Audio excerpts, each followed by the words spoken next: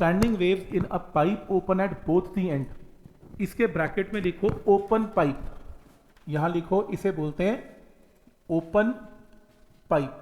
Numericals में ऐसा कभी नहीं गिवन होता ओपन एट बोथ एंड, वो बोलता open pipe. Open pipe automatically means open at both the end, और close pipe automatically means close at one end open at other end. दोनों end close की कोई पाइप नहीं होती, फिर बजाओगे क्या, हवा कहाँ से ब्लो करोगे? बॉटल के ढक्कन लगा के बैठे रहोगे तो फिर कहाँ से आवाज आएगी? ठीक, तो एक वेव जाएगी लेफ्ट टू राइट, वेव वापस आएगी तो माइनस की जगह प्लस एक्स, लेकिन क्योंकि ओपन एंड है, क्लोज नहीं है, फिक्स्ड एंड नहीं है, जब एंड फिक्स नहीं होता ओपन होता है तो क्रेस्ट जाता है, क्रेस्ट ही वापस आता है। हमने ये चीज last time reflection of wave में देखी थी, ये देखो फिक्स्ड एंड जब नहीं होता तो क्रेस्ट गया, क्रेस्ट ही वापस आया था। तो ये रिजल्ट हमने किया। तो इसके अंदर ये आप देख सकते हो, इसमें ये इक्वेशन जाने की, ये आने की, तो मैंने y को नेगेटिव नहीं किया इस बार, x को तो नेगेटिव किया क्योंकि सुपर पोजिशन के लिए वेव को वापस तो लाना पड़ेगा, पर मैंने y को नेगेटिव नहीं किया। सुपर पोजिशन की sine C plus sine D का फॉर्मूला मैथ्स फाइल लगा सकते हैं, और sine C plus sine D का मेडिकल वालों के लिए फॉर्मूला लिख तो दिया, बट चलो ठीक है, इसको सॉल्व करके एम्पलीट्यूड ये आएगा। मीन नई वेव की इक्वेशन स्टैंडिंग वेव ये आएगी। टाइम वाली टर्म को पीछे रख लें, बाकी टर्म को आगे रख लें, और ये बनेगा इसका रिजल्टेंट एम्पलीट्यूड। जबकि पहले दो केस में रिजल्टेंट एम्पलीट्यूड साइन में बन रहा था, इस बार रिजल्टेंट एम्पलीट्यूड कॉस में बन रहा है। फर्स्ट मोड ऑफ वाइब्रेशन और बाउंड्री कंडीशंस। बाउंड्री क्या है इसकी? इसकी बाउंड्री है कि दोनों एंड पर क्या जनरेट होना है, एंटी नोड, क्योंकि y की वैल्यू क्या होने वाली है, मैक्सिमम, क्योंकि एयर का पार्टिकल मैक्सिमम दूरी पे जा सकता है, ओपन एंड है। तो x 0 पे y मैक्स होना चाहिए, या एम्पलीट्यूड मैक्स होना चाहिए, और x इक्वल टू l पर भी y मैक्स होना चाहिए। चलो पुट करते हैं, ये आपके पास रिजल्टेंट एम्पलीट्यूड था। जब आपने x को 0 पुट किया, cos 0 क्या होता है 1, तो सही है, एम्पलीट्यूड मैक्सिमम आ गया।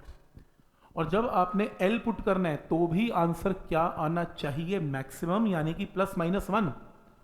और ऐसा कब होगा मैथ्स में, मेडिकल के लोग याद करेंगे, जब ये एंगल क्या होगा, n पाई। नॉन मेडिकल वाला को आता है n पाई, पाई से पाई कैंसल, तो l का फॉर्मूला आ गया, l की वैल्यू आ गई। और फर्स्ट मोड ऑफ वाइब्रेशन में जब इसमें साउंड पहली बार सुनाई देगी, पहली रेजोनेंस होगी, तो डायग्राम मैंने एनिमेशन में दिखाया था, आपको याद है, ये डायग्राम से बना के दिखाया था, ये डायग्राम बनेगा। ये मिनिमम डायग्राम है, क्योंकि दो एंड पर एंटी नोड आपको चाहिए ही चाहिए, और एंटी नोड्स के बीच में एक नोड तो बनेगा ही बनेगा। और वैसे अगर करना हो तो एक काम करो, n को 1 पुट करो, 1 का मतलब लैम्डा बाई 2, लैम्डा बाई 2 में काम करते हैं। ये आधी लूप है, आधी लूप की लेंथ क्या होती है, लैम्डा बाई 4, और ये भी कितना है, lambda by 4, lambda by 4 plus lambda by 4 will give lambda by 2। तो ये आपके पास l की वैल्यू, यहां से क्रॉस मल्टीप्लाई करके लैम्डा 1 निकाल लो, न्यू 1 में पुट कर लो 2l, ये पहली फ्रीक्वेंसी है फंडामेंटल। ये फ्रीक्वेंसी देखने में गिटार की स्ट्रिंग की तरह लगती है, उसका फॉर्मूला भी सेम था v बाई 2l, इसका फॉर्मूला भी सेम है v बाई 2l, लेकिन इसका डायग्राम डिफरेंट है उससे।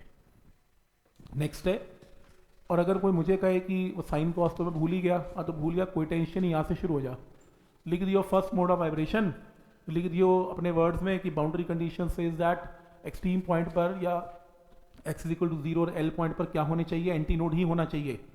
तो एंटी नोड, और ये वाला particle will not move from its equilibrium position, तो therefore it will produce a node. तो बात ही खत्म। और ये इसकी लेंथ मैं आपके बता दियो, lambda by 4, lambda by 4, lambda by 2। Emergency के लिए बता रहा हूँ, ये नहीं बता रहा कि आप मेरी टेस्ट में भूल जाओ और मुझे कह दो सर आप ही ने कहा था, ठीक।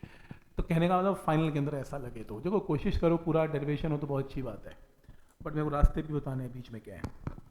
तो इसमें सेकेंड मोड ऑफ वाइब्रेशन में n is equal to 2। Diagram याद करने का तरीका, ये डायग्राम तो था ही था, बीच में एक लूप एक्स्ट्रा ऐड कर दो, सेकेंड मोड बन गया। सेकेंड मोड में एक लूप एक्स्ट्रा ऐड कर दिया करो, ये देखो ऐड कर दिया, देख लो इधर कितना, lambda 2, l is equal to lambda, जब n is equal to 2 put करेंगे ऊपर फॉर्मूले में, तो लैम्डा का मतलब ये देखो, lambda by 4, lambda by 2, lambda by 4 will give lambda. तो यहां से न्यू 2 क्या, v बाई लैम्डा 2, लैम्डा 2 की जगह एल, सेकेंड फ्रीक्वेंसी फर्स्ट से डिवाइड करो तो आंसर क्या आएगा, 2 इंटू न्यू वन। तो पहली फ्रीक्वेंसी न्यू वन है तो दूसरी फ्रीक्वेंसी 2 इंटू न्यू वन है। तुम 3 पुट करोगे, डायग्राम याद करने का तरीका, इसको मत छेड़ना फर्स्ट मोड को। अब 2 लूप्स ऐड कर दो और, तो anti node node anti node node anti node node और एंटी नोड। और अगर वैसे करना है, ये लैम्डा बाई 4 है, ये लैम्डा बाई 2 है, लैम्डा बाई 2 है, लैम्डा बाई 4, तो देख लो, चेक कर लो, 3/2 लैम्डा आएगा। और मैथमेटिकली भी एन को 3 पुट करोगे तो भी इतना ही आ रहा है। क्रॉस मल्टीप्लाई करके lambda 3 nu 3 V by lambda 3, lambda 3 को यहाँ वैल्यू पुट करो न्यू 3, न्यू 3 को पहली फ्रीक्वेंसी न्यू 1 से डिवाइड कर देना फंडामेंटल के साथ, तो आंसर 3 इंटू न्यू 1। तो इसका मतलब पहली फ्रीक्वेंसी न्यू 1, दूसरी फ्रीक्वेंसी 2 इंटू न्यू 1, तीसरी frequency 3 into new 1, nth frequency n into new 1। ये आपके 3 केस हैं जिसमें आपने स्टैंडिंग वेव को जनरेट किया, स्ट्रिंग में किया और 2 पाइप्स में किया।